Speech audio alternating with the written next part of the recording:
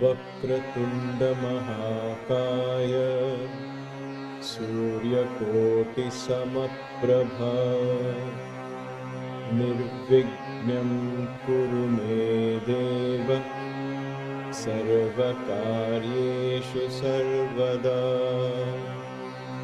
Om Gam Ganapataye Namaha. Om Gam Ganapataye Namaha. Om Gam Ganapataye Namaha.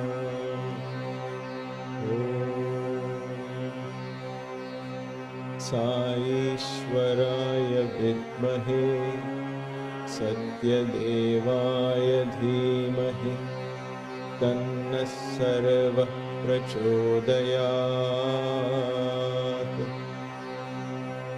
Saishwaraya Vidmahe Satyadevaya Dhimahi Tanna Sarva Prachodayat.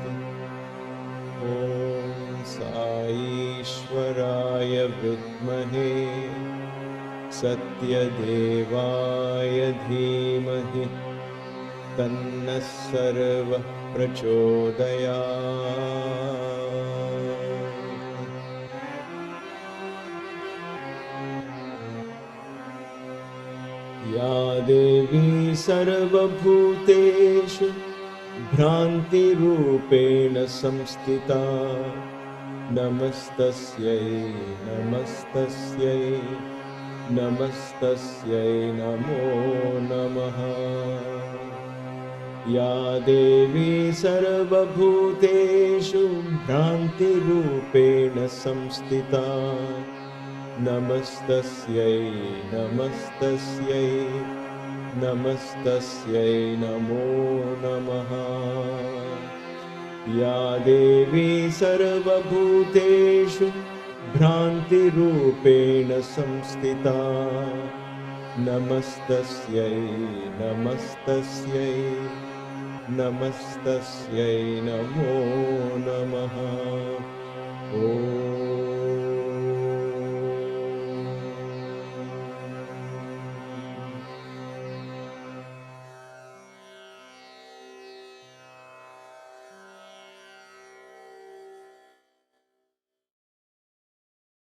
Namaste.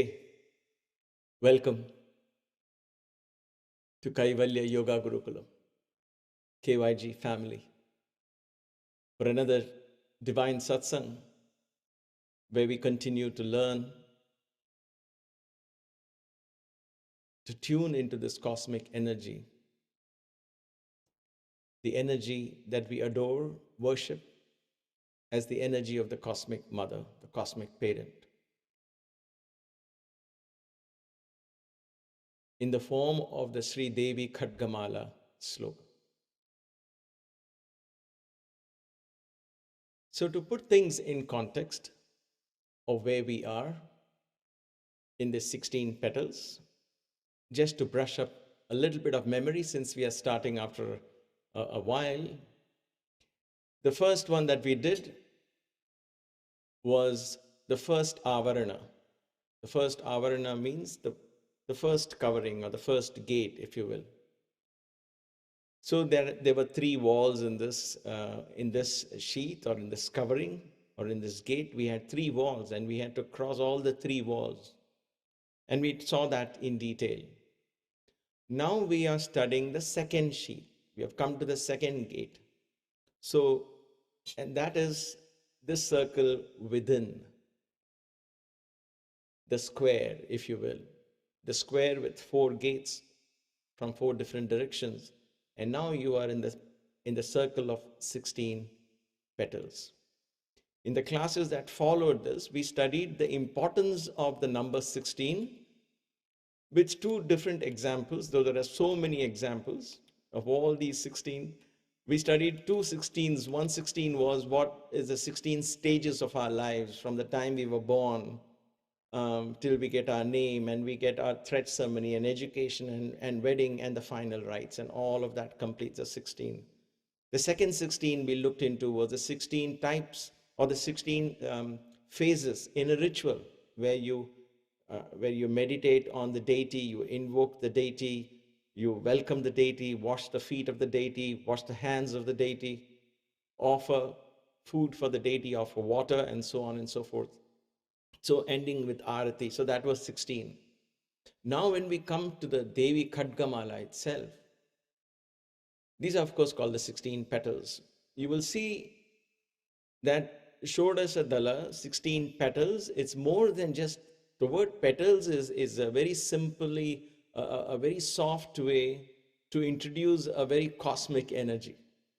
So it's like the carrot and stick approach, if you will. So one has to understand this in that context.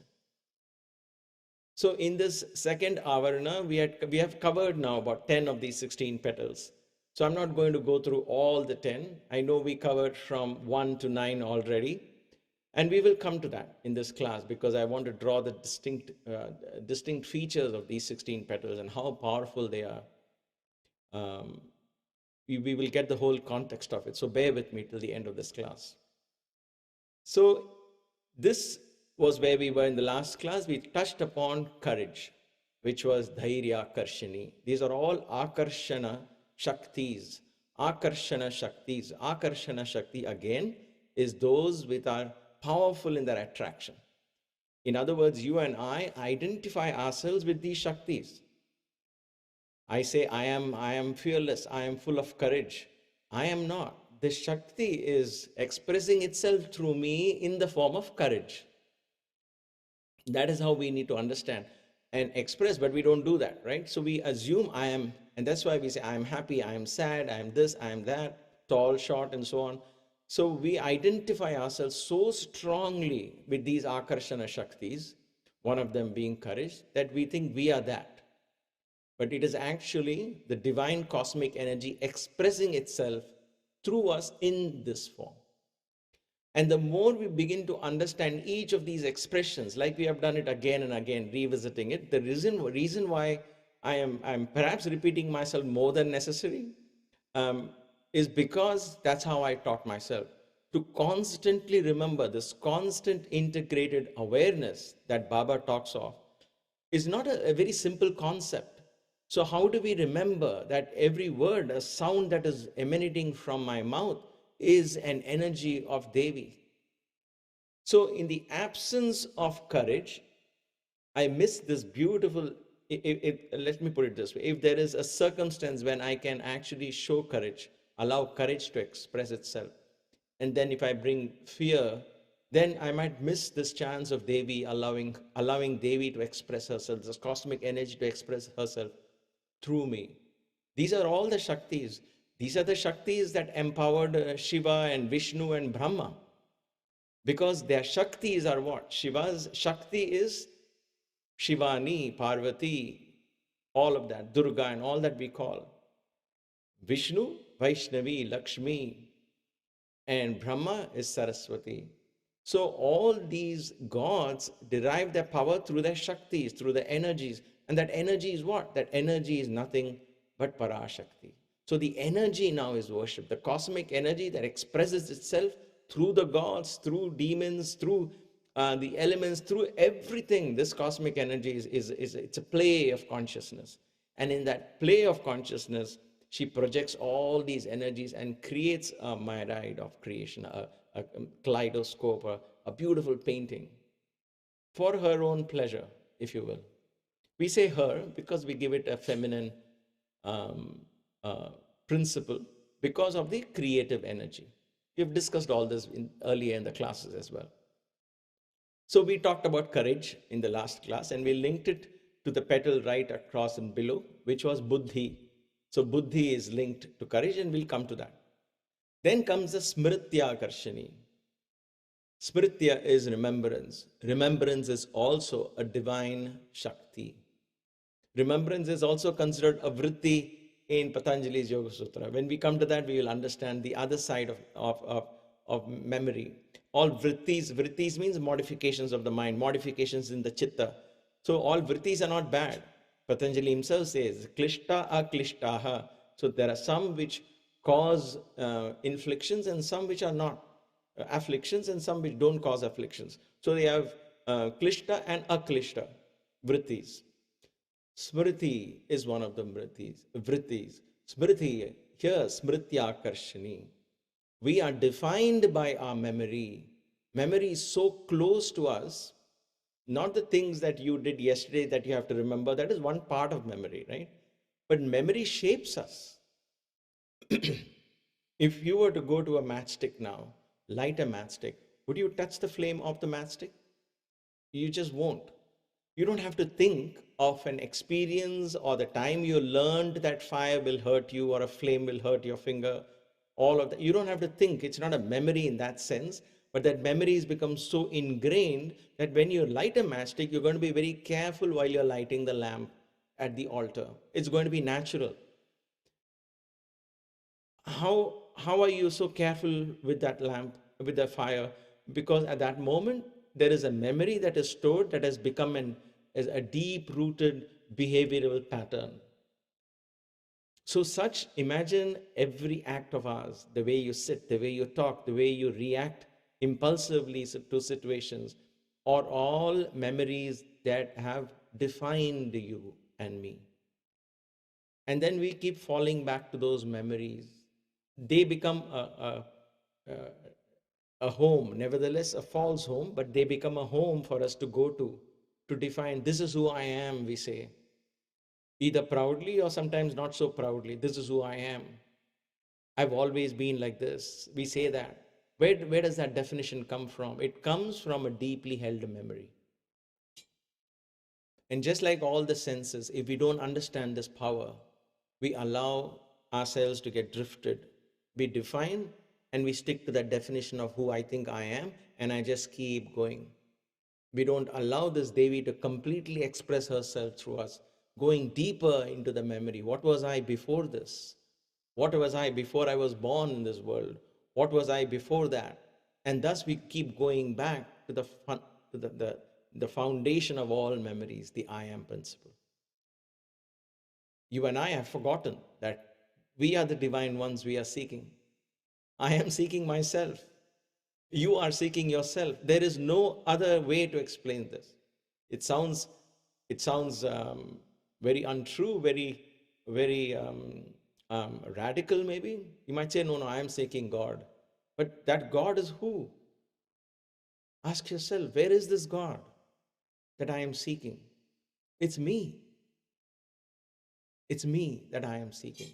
All the glory that I am seeking is in me. I am that glory. All the power that I'm seeking, all the love that I'm seeking is me. And that is why Baba gave us the most powerful mantra, I am God, I am God, I am not different from God. You see, so important it is, and I keep repeating, he didn't say that I will become God, I will become God. It is not, you're not becoming God. You're not becoming, see, this why am I bringing this up? Because in our memories, we think that we are this and we have to somehow break free to become something else. We are not. We are just going back to remembering who we have always been, the divine.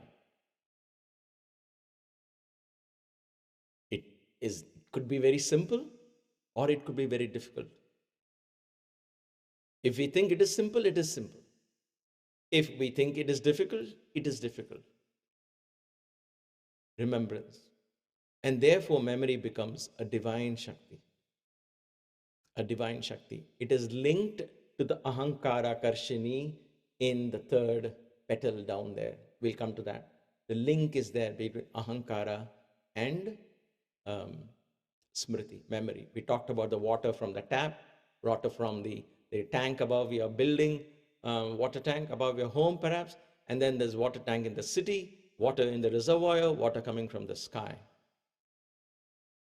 So we begin to draw, what is the source of my thoughts and my energy and my talent and everything? What is the source of my I? And I begin to remember. And once you remember who you are, there is no going back to it. There is no going back. That is where meditation and all these practices come into play. That is what we have to look for. Every other experience, whether it is chills down the spine or you get felt high during a bhajan, and all of that are good experiences, but they're just experiences unless they open a door to remind you and you get a flash of your own reflection in the form of a divine being. Then you value that experience. Otherwise, you bow to that experience and say, thank you for the experience, but I am going ahead.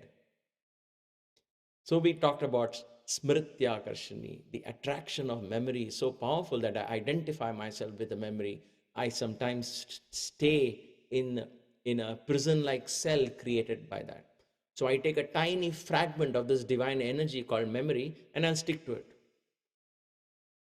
And then we define our lives over it. Memory is a very, very beautiful concept. Memory is one of the greatest functions of the brain. I don't know when we'll get a chance to explore and see what science is trying to understand and how deeply this has gone in. And maybe when we study the Patanjali Yoga Sutras, that will give us, it's a better context for us to dig in deeper into the understanding of psychology, psychiatry, which Patanjali brought all these teachings together from the older Upanishads, right? He just summarized them, he didn't write them. So, and we don't really know who wrote it. He's been named the author, and that's fine. So we will study that more in detail. But at this point, we got to just remember that memory is an important energy. And don't worry if you can't remember where you put your glasses now and then. Go back to the real memory that really matters, the memory that I am divine. Go back to that, and all of the memories will suddenly come back into being. So, memory. Then comes Nama Karshini. Nama Karshini. Because after in 1, 2, 3, and 4, there was Shabda. From space, sound, there is an energy of Nama. Nama is attraction of name. Now we talk of divine name, Nama Smarana. We just kind of touched upon it, but it's important to meditate on this.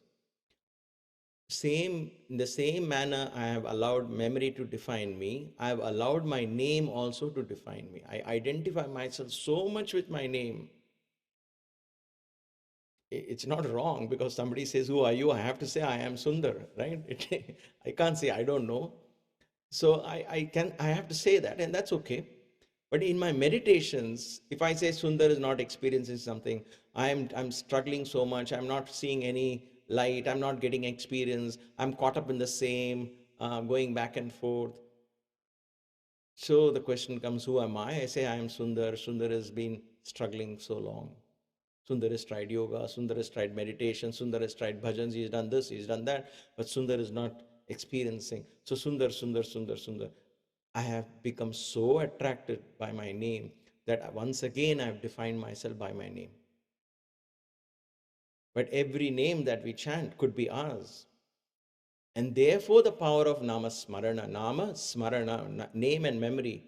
Smarana is memory, Smriti, Smarana. So Nama Smarana is once I start contemplating on names other than mine. Then I begin to slowly identify myself with all those names and the qualities attached to those names, the meanings attached to those names. That is the beauty and the power of Nama. That attraction of name, the power that is inherent in a name, is this divine energy, Nama Karshini. It is an energy that we worship. So be proud of your name. Know that the fact that I'm attracted to my name is an energy of Devi expressing herself.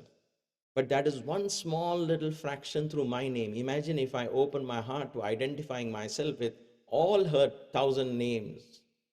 Sri Mata, I am the Divine Mother. Then what else would I know other than love, forgiveness, patience? There will be no competition because all are my children. That is how I start looking at things. If you study the life of Jesus, which I hope you do in detail,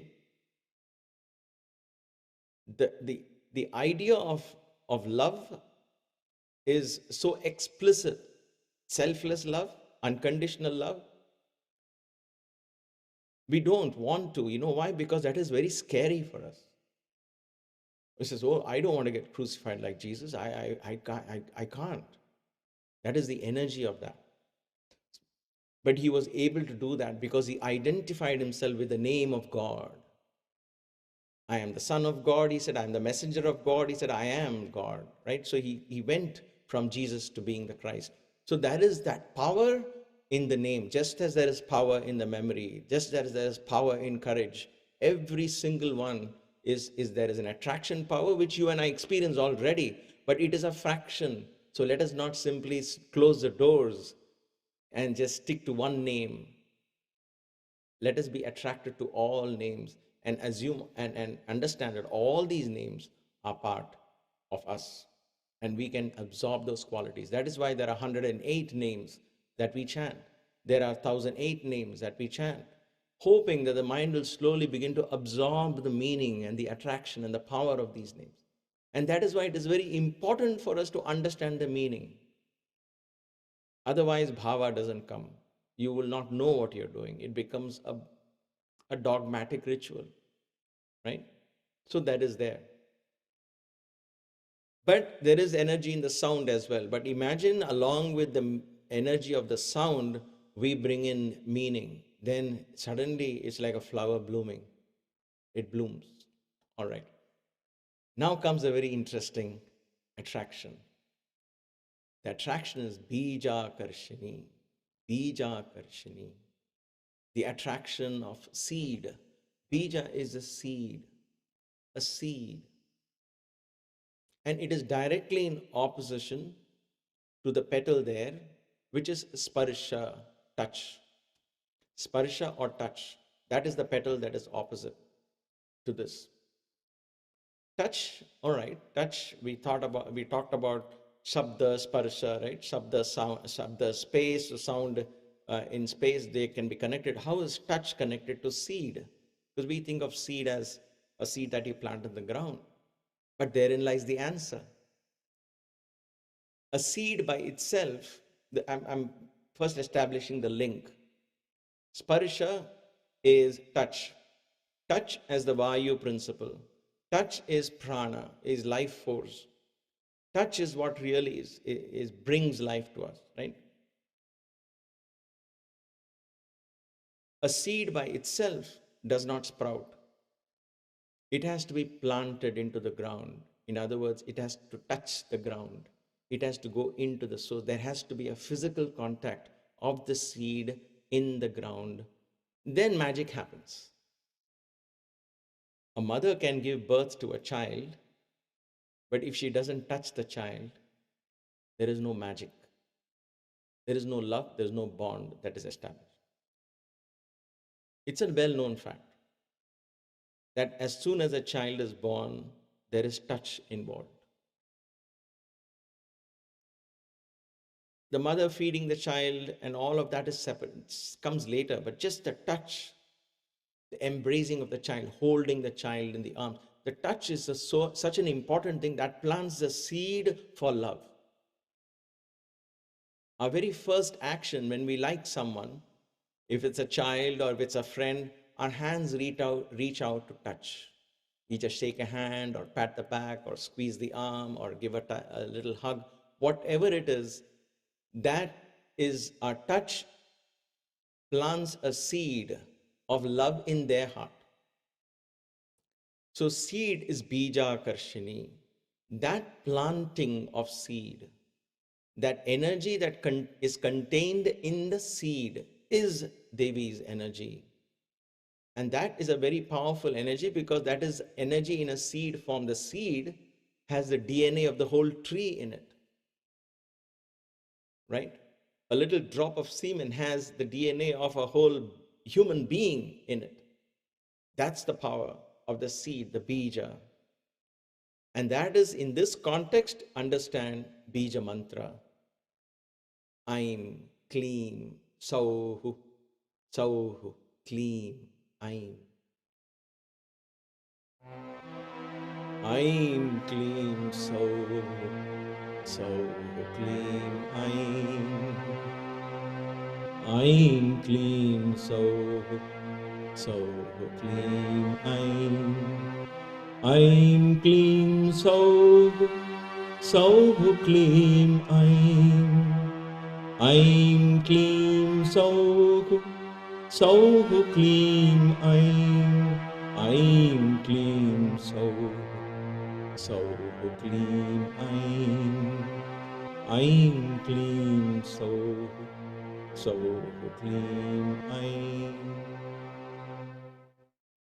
When you plant a seed in the ground, you don't know how the tree is going to come out, whether it will or it will not.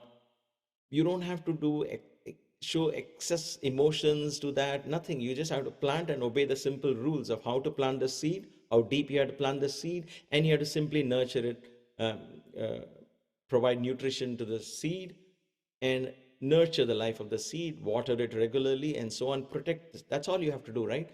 The magic happens on its own. So in Bija mantras like this, Aim, Kleem, so simply planting that sound as the seed in our consciousness. Simply planting, planting, planting. That is the power of these Bija Aksharas. That's why they're called Bija Aksharas. Simply plant that and watch the beauty of that. Talent comes by itself. Peace comes by itself, equanimity comes by itself when we choose these right mantras, these beautiful mantras of Devis, all of them, Bija mantras. But we have to consciously, mindfully chant it. And that is why when we did the 9 days of Navaratri, we just got over, right? Om, Aim, Hreem, Shreem, Aim, Hreem, Shreem. We mindfully chanted it. We weren't in a rush to finish it. We don't have to. And we shouldn't be in a rush to do it. If you're in a rush to plant seeds, it's very likely that those seeds may not bear fruit. You have to plant it and then you have to nurture that. In other words, you have to protect that environment. So when this is how these are all energies, just like memory, we have to dig in deep into meditation and bring out the energy. Same way this Bija Krishni is the seeds that are in us, seeds that are especially planted in the form of sounds. We have to go deep inside, and we can dig out the inherent energy. We can allow the inherent energy of these bijas, the seeds that are in us. If there are situations in life that we don't like, if there are circumstances in life we don't like, if there is a health situation I'm not comfortable with, it is all a manifestation of the seed energy. At some point, we didn't take care of some seed somewhere, and it found its fruition in a way we didn't desire. So we honor this. Imagine this kind of education, this kind of mindful education that we engage ourselves in. If we had learned it as children, if you have a chance to teach your children about Shabda, sound, sparsha, touch, how valuable is touch? Don't waste your touch. What does that touch mean? Sight, smell. If we become mindful of these, even at this moment in our own lives, we begin to experience Devi always with us. Then she truly begins to manifest in much more blessed ways. Words fail me to explain that. Because it is through these energies you're releasing the true potential of her, and then it's not that when I say she, it's not like there's somebody sitting up there waiting to be pleased. It is that energy suddenly finds room to express itself through you.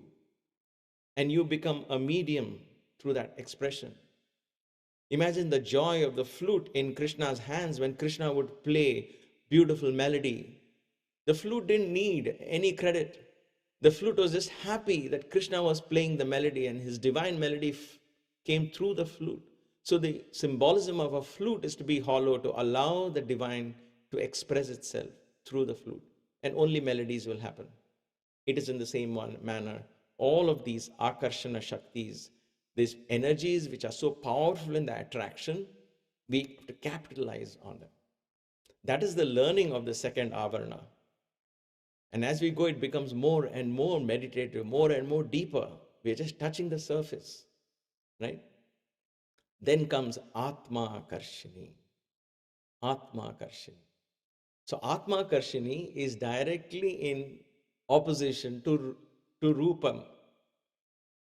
Shabda Sparsha Rupa. Directly in opposite to Rupa. And we'll come to that in the next slide. I'll draw. I made those slides this afternoon to draw the link so it's clear in all our minds. Because right now you can't see it. There was no room here. So I'll come to that. But think of that. There is Rupa on one side. There is Atma on one side. So in one sense, Atma is formless, is beyond Rupa. Rupa means form. Eyes can see. And here is Atma Karshini. She gives you the energy to see, and she gives you the energy to see, quote unquote, see the formless. In other words, go to the formless, perceive the formless. So Atma Karshini is directly, you can see the Atma. So there is, it's a contradiction by itself. It's a riddle, a koan, if you will. A riddle, because you can't see an Atma, because Atma doesn't have a form. So, but what do you mean by see? You'll say, aha, I get it. I am the Atman.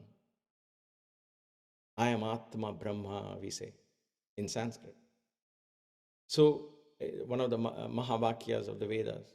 So, that Atma Karshini, the Akarshana Shakti towards the self, is also Devi. Self.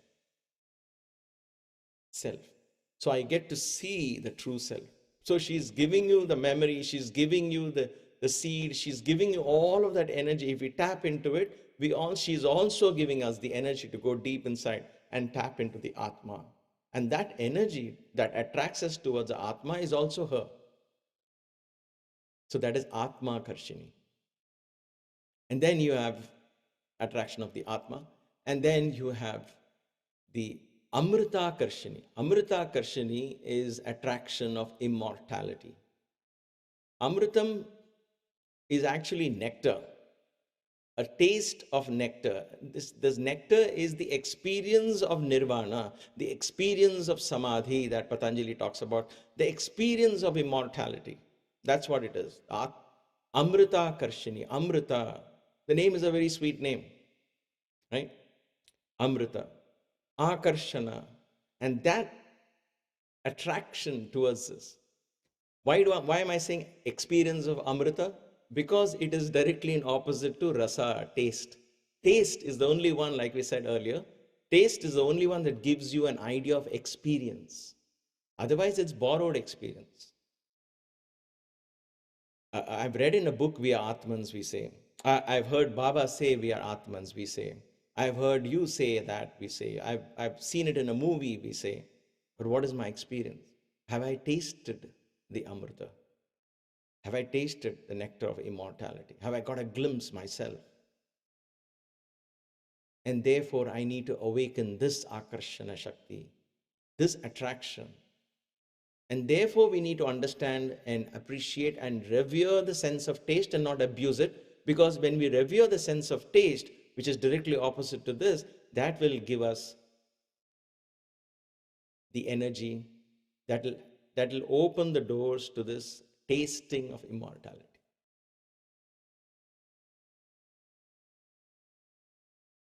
Many times in the course of the study of Khadgamala, and I'm just sharing this as it comes to my mind, and none of these are very, very structured.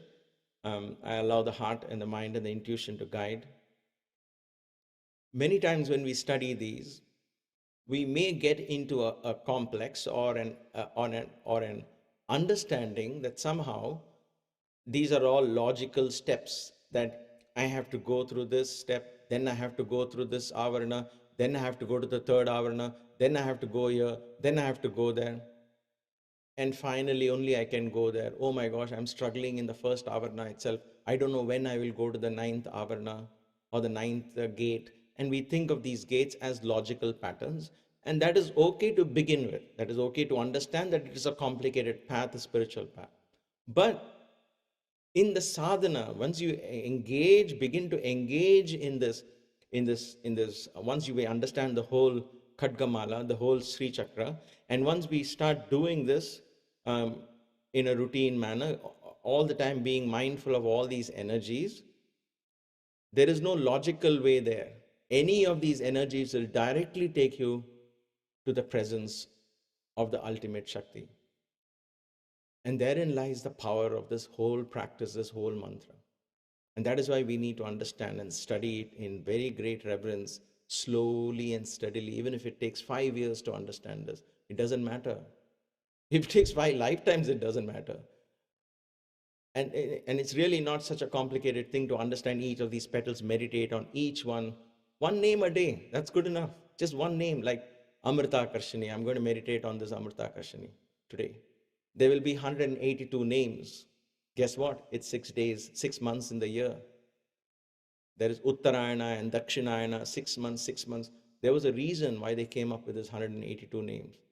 It's all divine calculations. So once from the summer solstice to the winter solstice to the summer solstice, you begin to practice this 6 months. Just one name a day. And keep going with it.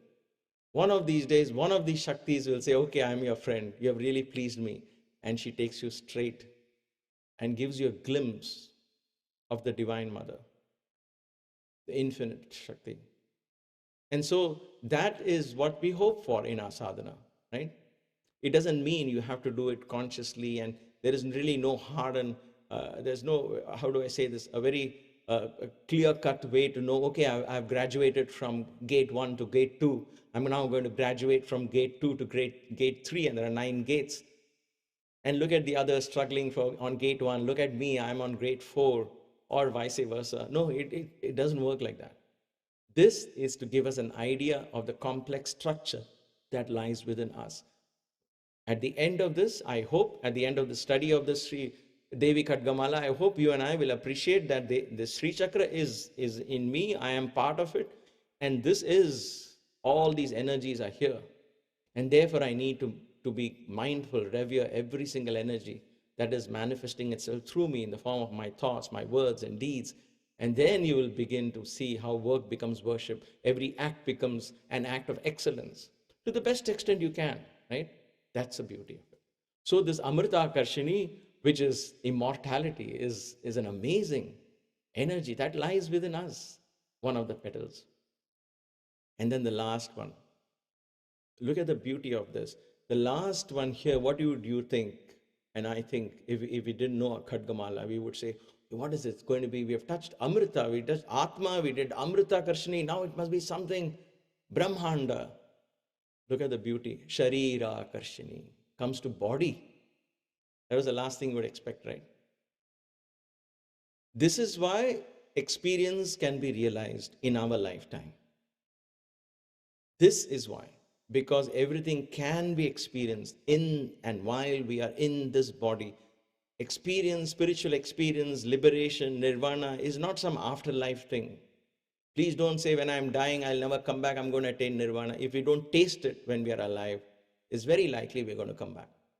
I'm not saying to discourage anyone, but that's how it is. It's a matter of fact. So, because we have to understand who is this who's seeking nirvana. The day you realize I'm already liberated, you are. And how will you realize you're already liberated if you don't have a body? You cannot. And therefore you need the body, and that body is also an Akarshana Shakti. I identify myself with this body. I define myself by my body. I'm a man, I'm a woman, I'm tall, I'm short, I'm black, I'm white, I'm old, I'm young, right? We do all of these identifications. But those identifications, while being true, is only true to one small portion of the real I that lies in our memory. That once we begin to understand, then the divine energy begins to express itself through this body. And we have had so many, many masters who have walked this earth, right from the time of Rama and Krishna and Jesus down to Adi Shankara and Ramana Maharishi and all that. So many saints and sages, right down to Sai Baba in our times.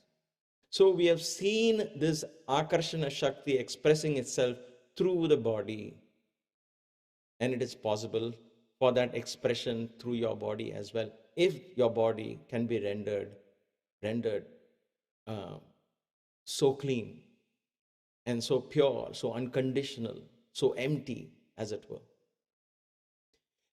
Incidentally, that is directly opposite to what? Gandha. Gandha is smell. Smell means matter, and therefore that is connected to body. So thus you have these 16 petals. You know, we do these Devi Khadgamala classes now on Mondays and Wednesdays. So you have Thursday, Friday, Saturday, and Sunday to review these classes, think about what you learned, and meditate on that. That is the best way to learn it. And then come back to the next class. Don't be in a rush to finish classes, because somehow we are in a rush to do everything, right? It doesn't make sense in spiritual path.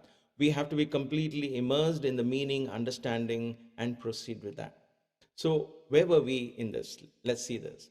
So we had 1 and 9. I want to establish connections here and see how beautiful the Sri Chakra unfolds this secret, the hidden secret. You may not find this in any book or anywhere that I know of. But open your heart and mind and please receive this idea. Meditate on this tremendous power that exists in these 16 petals. The 16 petals are directly connected to the 16 phases of our mind. So 1 and 9 were connected. 1 was Kama Karshani, the mind, and its basket that holds this energy, Chitta Karshani. These two are connected deeply. Open your mind and see the relation. Think about it. Take that as a homework. And how are these linked together? They're not separate. Eventually, and I'll come to that. Eventually, all of this is not watertight compartments. They're not like the way we study subjects in classes, like geography is done, let me go to history class and I'll take a science class. It's not like that. It's all a mixture. We are a beautiful mixture of these divine energies. Then came 2 and 10. We had buddhi and we had dhairya. Buddhi is intelligence or intuition, and dhairya is courage. Courage can happen when there is proper intelligence is in proper place. Then only there is courage. Okay, so understand the link between the two. If you think I'm only afraid, I don't know why I'm not getting courage to face situations or courage to speak in public or courage to do something which you are very nervous of, apply intelligence there. Why am I afraid? Why should I not prepare myself for it? And things like that, right? So think of some very basic things and begin to understand these energies. Then you begin to worship these energies, and then the energies will find their manifestation through you. Okay, then comes the 3rd and 11. So this is what I was saying, ahankara and smriti, memory. See how beautifully and when they say Sri Chakra is full of secrets, this is what it is. It's not evident. Because we would chant all this, go to the next chant all this, and do a ritual and say, okay, I've been doing this ritual for many years. Did we pause to understand these links? Do we meditate on these links? This is why this kind of learning is what is initiation. This is what it is. A guru will initiate and teach all of these and open your mind and hearts. And you'll be like, oh my gosh, now I'm approaching Sri Chakra with a completely different attitude and learning. Then comes 4 and 12. 4 and 12 is linked. Shabda, which is sound, Nama. Shabda and Nama. Sound and name. Name and sound. Imagine the power of the name, power of the sound. Imagine if these two work in harmony, not in conflict, but work in harmony. How much more powerful will this Akarshana Shakti be? You attract people into your lives, and you will attract whatever you want in your lives through the power of this attraction, because these are all attraction energies. But that is one very small incidental thing that might come by the way. I won't tell you, do this and you will attract riches into your life and wealth into your life. I'll be misleading you. You will attract the divine principle in your life, and everything else automatically will fall in place. Why do we need anything else? All right. Then comes 5 and 13. What is that? Sparsha and Bija. Sparsha and bija, the touch and the seed. Touch and seed. Think of the seed that needs to touch the ground. Therein, take that analogy and apply that analogy in our lives. If any concept in my mind is only a concept and not found its touch in real life, then that it is like a seed that will just wither away. So you have to touch it. In other words, I have to practice what I preach. I have to practice what I learn. My philosophy I cannot just be a philosopher. There is no jnani who was just sitting and thinking of these ideas. He brought that into experience. Ramana Maharishi and all of them, they pined for God, yearned for God. And through that, the seed was beautifully and painfully went through the ground and came out into a beautiful tree. Even Baba himself, though he declared he was Sai, he went through all the struggles and came out with his mission completely blooming out, reminding you and me of our inherent divinity, spreading only love. So understand the power of that. Then comes 6 and 14. You have form and the formless. Look at the irony of these. Look at the beauty of that. If I understand the importance of sight, if I understand the importance of perception, then I will be able to perceive Atma, the self, within me and everywhere else. So that's the beauty of this. Then comes the taste, rasa and amrita. Rasa is taste, amrita is the taste. Tasting, amrita means nectar, right? So what is nectar? You have to taste nectar to know it's nectar. So that's why there is a link. Tasting means experiencing. So the energy that gives us the experience is amrita karshini. But she is hidden inside the rasa karshini. That is why I'm drawing these links. Think about that. Meditate on that. Apply your intelligence on that. These are all latent energies within you. So I cannot tell you this is how you should do and that is how you should do. That's where we become dogmatic, ritualistic, and we miss the magic of your own exploration. This is your journey. Up till this point, understanding this, we can share notes and ideas, but then it's your journey. Then it's up to you. And the Devi will reveal herself maybe through Rasa Karshini, maybe through Shabda Karshini, maybe through Sparsha Karshini. We don't know. So allow that to happen. Then comes the Sharira, Gandha, smell, and the body. Know that being physical, being grounded, working with the body is not against spirituality. People have told me, so many people have written to me, your yoga is too physical, I want something more spiritual. And I tell them always, as always, please tell me where the body ends and where the mind begins. Please let me know where the mind ends and where the spirit begins. And then I will tell you, this is spiritual and this is physical.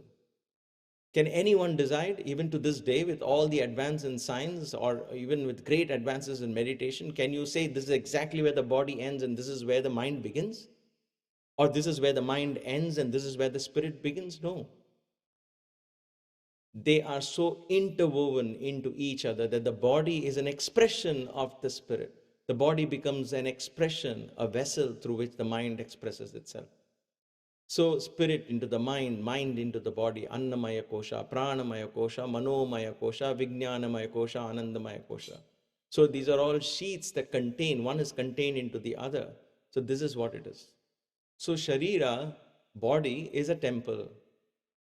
And understand the connection between the sense of smell and physicality. Meditate on this. This is a very subtle one. We have explored this a little bit more in detail in the Kaivalya Marga classes. In the earth element, understand that. And so we come to these beautiful 16 petals.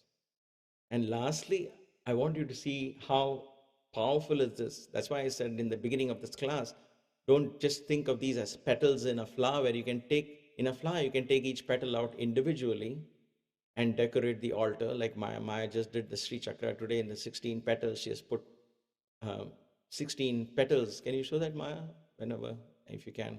All right. So you can take out a petal and actually do that. So she has placed it. Of course, we can't put a camera right on top because it's going to shine back the copper. But you'll see the circle of the yellow petals. Those are the 16 petals. Since we are studying that, yesterday there was one in the last class, and today too, she has put petals. So you can understand these as separate petals, but it's not really as separate as that. Look at what's happening when these energies really begin to express itself. Look at what's happening. A chakra is formed, a divine chakra. That is why it's called Sri Chakra. Sri Chakra. Each one of these gates intervene and form a powerful chakra, a dimension. They are intertwined. Is that the right word, Maya? Intertwined. Okay, thanks. Intertwined. Right? Look at the beauty of these. The flower is blooming, and they are all connected to each other. And that becomes a powerful chakra.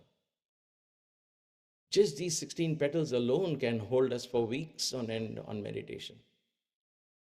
But don't worry, I won't hold you back. We are going to continue studying the Sri Khadgamala, the Devi Khadgamala. But imagine that Devi Khadgamala is saying, why is it an armor? Why is it a protection? Because once I understand all of these and begin to live that life mindfully, then there is a great amount of protection, because I wouldn't see evil, I wouldn't experience anything untoward in my life.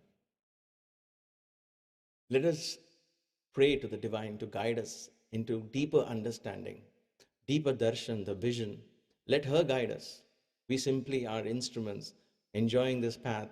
She is taking us back to herself, and we are just, we are herself, right? We are all part of this divine play. So let us enjoy this journey. Don't get stressed about this right and wrong and good and bad and should I do this, should I do that. The rituals and all of that are expressions of these beliefs. How you want to express this in your altar is up to you, between you and this divine principle. Open your heart fearlessly. Allow that dhairya karshini to guide you, the courage to guide you. Then you will enjoy this worship of Devi. You will enjoy every step in this journey. And Devi becomes more and more and more and more, quote unquote, real in this dimension. And your Sharira Akarshini will begin to attract the supreme energy. We will proceed on to the next Avarna in the next class. Thank you as always for joining the satsang and gracing the satsang with your virtual presence. Let us offer the satsang to the Devi with a short bhajan and bring the satsang to an end.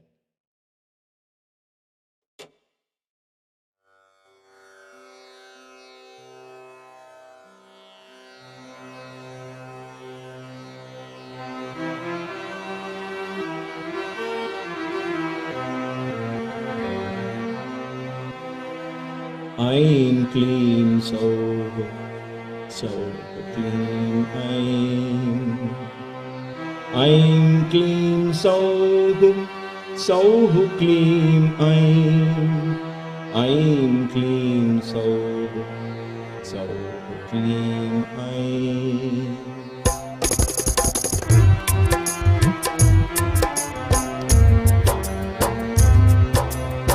Aim clean so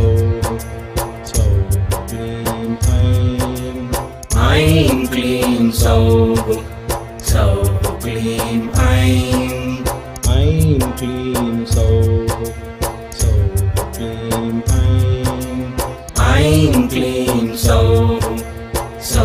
clean aim clean so clean aim clean so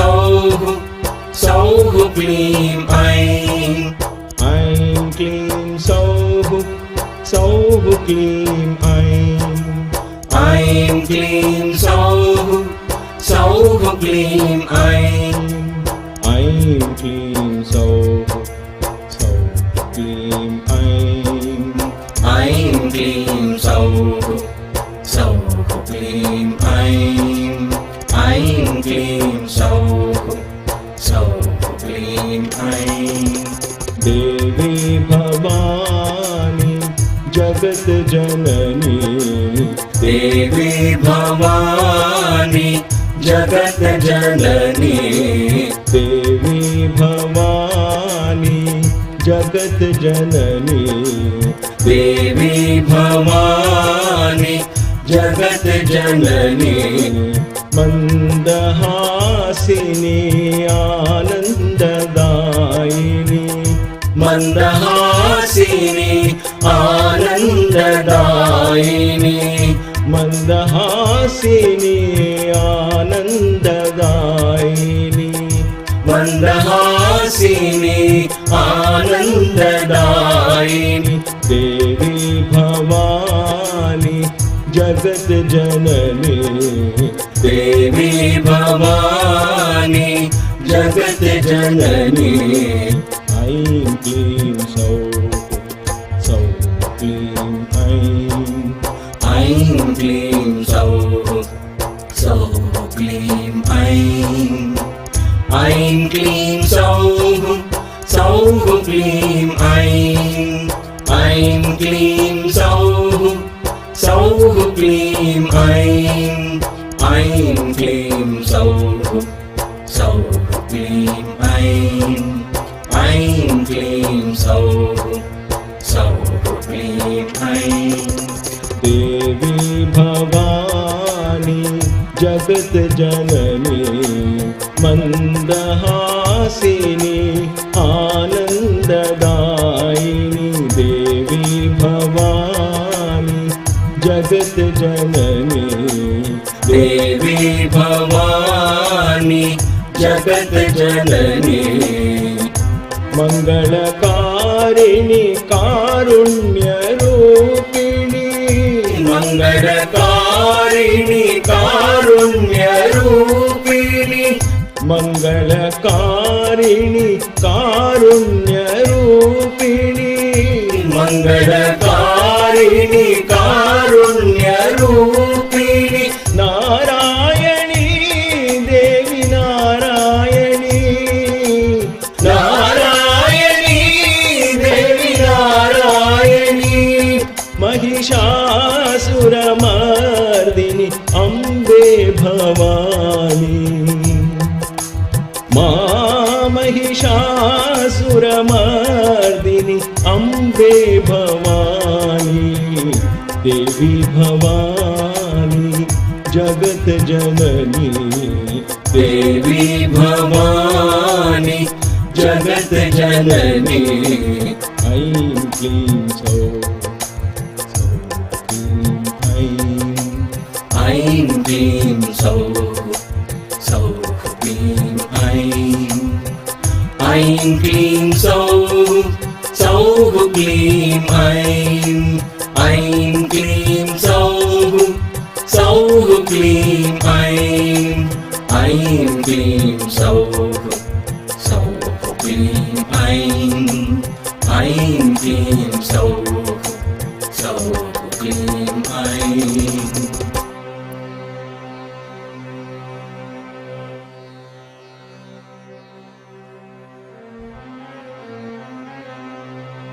समस्तलोकाः सुखिनो भवन्तु समस्तलोकाः सुखिनो भवन्तु समस्तलोकाः सुखिनो भवन्तु May all the beings in all the worlds be happy.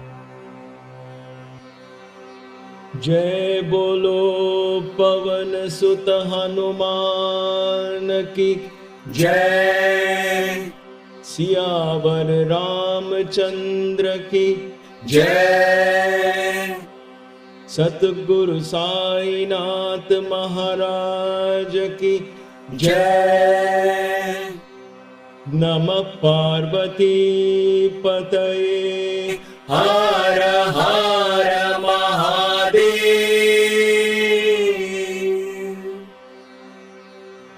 Om Shanti Shanti Shanti.